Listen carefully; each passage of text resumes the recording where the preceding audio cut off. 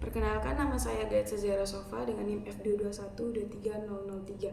Saya akan mempresentasikan tentang arsitektur kontemporer. Latar belakangnya, arsitektur kontemporer tidak muncul secara tiba-tiba, melainkan berakar dari semangat perubahan yang dimulai sejak revolusi industri di Inggris. Revolusi industri membawa perubahan besar dalam dunia arsitektur dengan munculnya topologi bangunan baru seperti pabrik dan gudang, serta penggunaan material dan teknik konstruksi baru. Keberadaan arsitektur kontemporer juga dipengaruhi oleh gerakan sosial seperti arts dan crafts yang menanggapi kejenuhan terhadap fabrikasi massal dan penekanan nilai kerajinan tangan. Arsitektur kontemporer kemudian berkembang lebih lanjut melalui pengaruh seni seperti kubisme, futurisme, dan neoplasisme yang menentang aturan-aturan klasik dan desain. Gaya ini semakin berkembang mengikuti perubahan sosial, budaya, dan teknologi.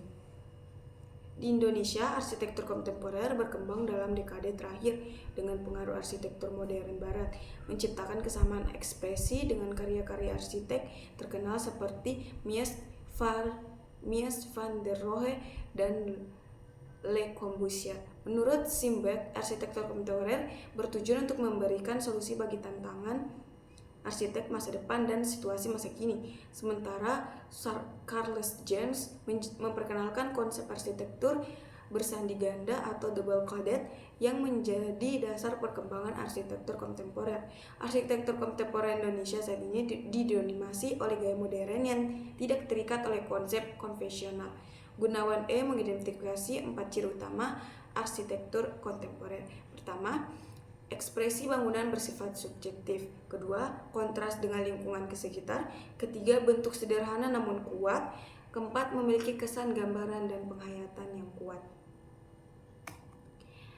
Karakteristik arsitektur kontemporer yang diterapkan pada desain Museum Tsunami Aceh. Pertama, bangunan kokoh. Desain bangunan Museum Tsunami Aceh terlihat kokoh dengan bentuk menyerupai kapal.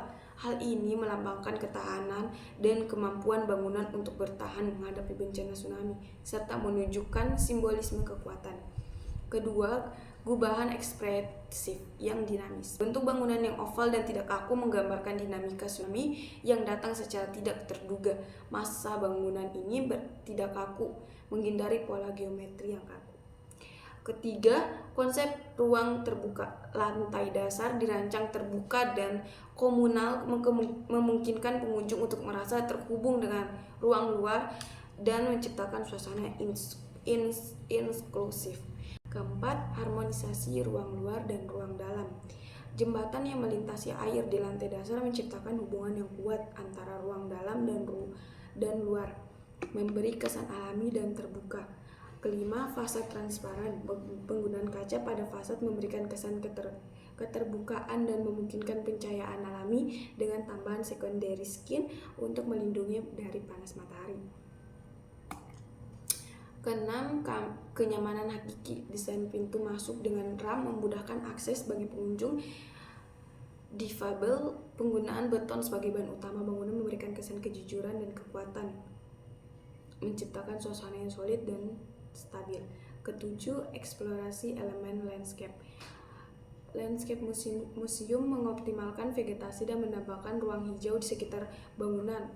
Roof garden di atas bangunan juga berfungsi sebagai area komunal, memberikan ruang terbuka untuk pengunjung dan menciptakan suasana yang lebih alami dan damai. Ciri bentuknya, integrasi alam dan arsitektur.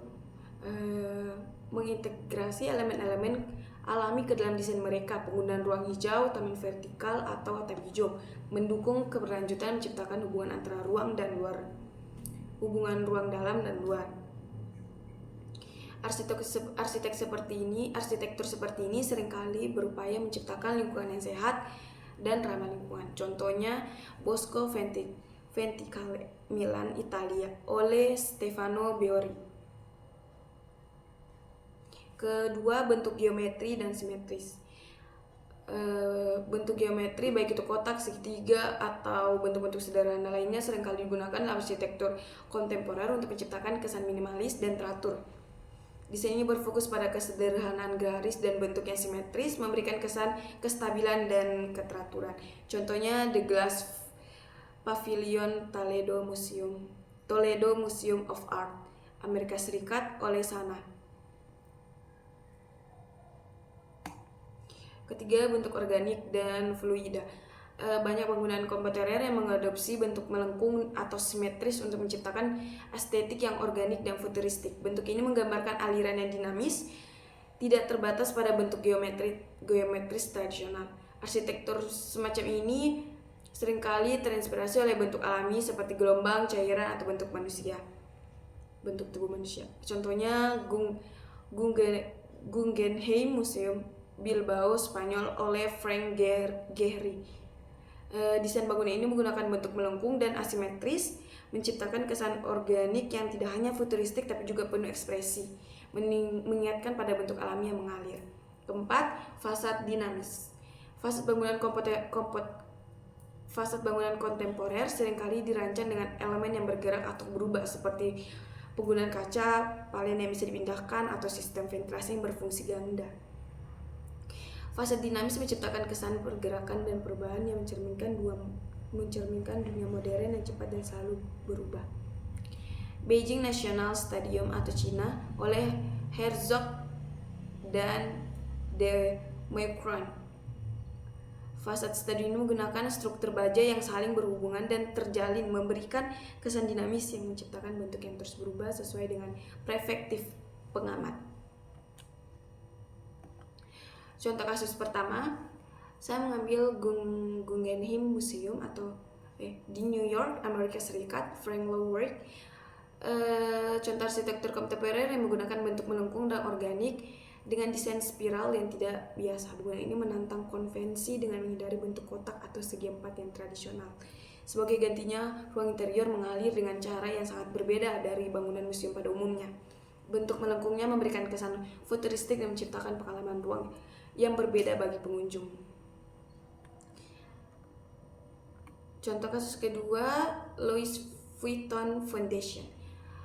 Karya Frank Gehry memiliki desain yang sangat ekspresif dan fluid dengan bentuk-bentuk melengkung dan fasad kaca yang memberi kesan modern dan monumental. Meskipun desainnya lebih berfokus pada dunia seni, konsep dinamis dan transparansi dalam desain mengingatkan pada konsep desain Museum Tsunami Aceh yang memanfaatkan material dan bentuk yang untuk menggambarkan keterhubungan dengan dunia luar dan simbiolisme.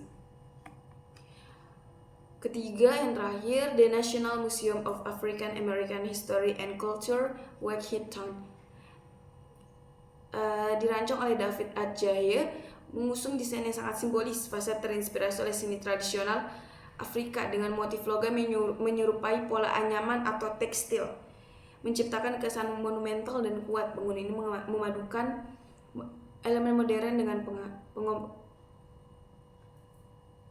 memadukan elemen modern dengan penghormatan pada sejarah dan budaya Afrika Amerika, menjadikannya simbol perjuangan dan identitas. Desain menggambarkan secara arsitektur dapat menyampaikan pesan budaya dan sejarah melalui bentuk dan material yang kuat serta ekspresif. Sekian dari saya. Wassalamualaikum warahmatullahi wabarakatuh. Terima kasih.